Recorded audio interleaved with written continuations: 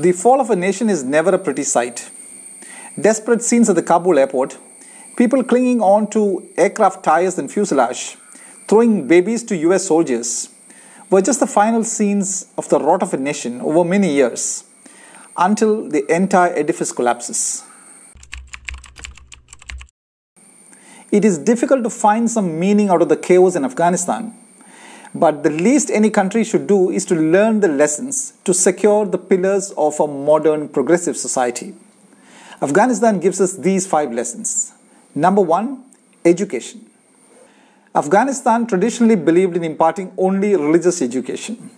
No wonder it stands out like a dinosaur in the 21st century. Kabul University is Afghanistan's top-ranked university, but on the Webometrics ranking of world universities, it comes in at 6,084th place, meaning the best university in Afghanistan is only 6,084th in the world. There are different ways to destroy education in a nation. One way is to do it like the Taliban does, simply prevent all girls about 10 from going to school at all. Another way to dilute education quality is to give exaggerated scores and grades, like we do in India. Look at the class 10 pass percentages across different states this year. Odisha 97.89%, Kerala 99.47%, Punjab 99.88%. We can deceive ourselves with these fancy percentages, but the true quality of our education reflects on everything we do, from our dining etiquette to the way we drive on our roads to the manner in which we dispose our wastes. Number 2, corruption. 4 years ago in 2017, Transparency International's Corruption Perception Index ranked Afghanistan 177 out of 180 countries. No wonder, even after the US spent $2 trillion on Afghanistan, 56% of the people continue to be in poverty. And its former president, Ashraf Ghani, reportedly escaped with all the money he could carry. It would be wise for us in India to take notice. This Independence Day, we woke up to the latest bank fraud report, allegedly committed by Shakti Bhog Foods, of 33 billion rupees, cheating a consortium of 10 banks. And that is just a fraction of the 1.38 trillion rupees worth of fraud reported by banks and financial institutions in India during 2020-21. Corruption is so ingrained in our society today that an average Indian expects corruption to be present in any government office. But even by poor standards, a new high was set this month when all 26 staff at the Revenue Division office in Fort Kochi were transferred out on alleged corruption charges. Imagine all staff at a government office being transferred out on alleged corruption. We know corruption is growing like cancer in Indian society, but this was a shameful new milestone for all of India. And also note the punishment for corruption in India. A transfer. How lovely. And sometimes it's a suspension.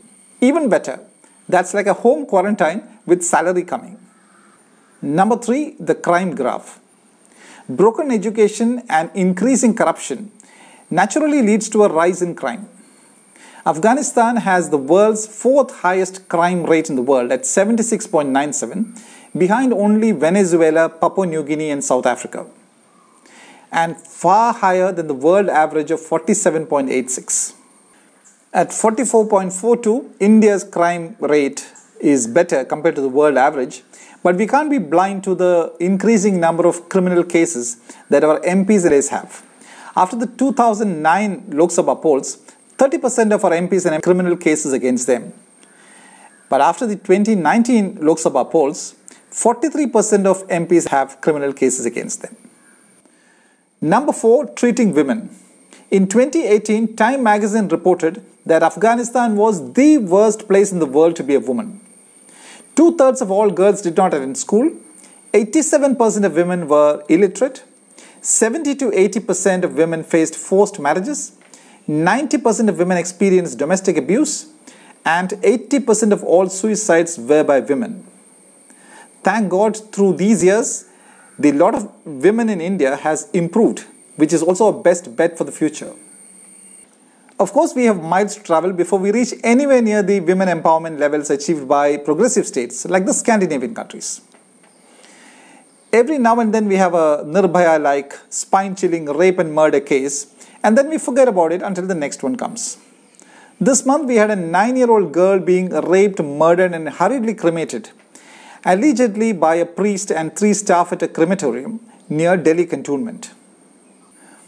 And just 5 days ago, a 22-year-old woman from Gwalior, Madhya Pradesh was allegedly forced to drink acid by her husband and in-laws for not fulfilling their dowry demands. Like Nirbhaya, she's been given a title, Gwalior's daughter. A title we'll remember until the next victim comes along with a new title. And this week it took the Supreme Court of India to tell the army that it was discriminating against women.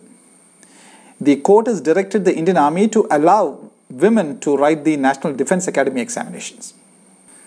And number 5, mixing religion and politics.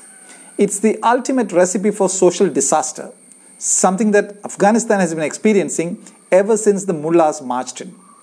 In the 1950s, American engineer and filmmaker Glenn Foster observed that Afghanistan had no beggars. Today, 56% of its population lives in poverty. Religion has virtually ruined Afghanistan. And today, religious leaders are ruling over those ruins of Afghanistan. No better time for us to introspect how much religion has come to impact our own democracy. Last month, a 17-year-old girl in Uttar Pradesh, Neha Paswan, was beaten to death by her grandfather and uncles for, believe it or not, wearing jeans. If you had not read the dateline, you would think this is the news from Afghanistan. While we are scripting new laws to empower girls and women, religion seems to be parallelly scripting unwritten but oppressive new laws to control girls, women and everybody else, like what to eat and what to wear, to the point that transporting cattle in India can be as risky as commuting to the Kabul airport. Afghanistan may boast that it is a graveyard of empires, the British, Soviet and US in recent times, but it is also painfully learning that it is a cemetery of democracy. Through a combination of poor education, corruption, criminalization, ill treatment of women, and religious interference in politics, it has become a nation no other nation wants to emulate. This video is dedicated to the gutsy Afghan-Danish woman Nadia Nadim and 2 courageous girls from Alappuzha district in Kerala, Vismaya and Vinaya. After the Taliban murdered her father, Nadia's family escaped, her mother and 4 sisters. They fled to Pakistan and then to Denmark, where she played for the Denmark national team, and this year won the French league title for the Paris Saint-Germain team. She is now preparing to become a doctor. Just shows what a woman can achieve in a free society. Vismaya and Vinaya have been carrying their father N. Vinod, who is paralyzed from the waist down, up some 15 feet from their home to the main road where he sells lottery tickets for a living, while they work elsewhere. This week was Vismaya's wedding, and she had a surprise awaiting her. On the Chief Minister's instruction, the district collector was there with a 25,000 rupee check, an assurance of government protection. A fitting reward for the gritty sisters. Thank you.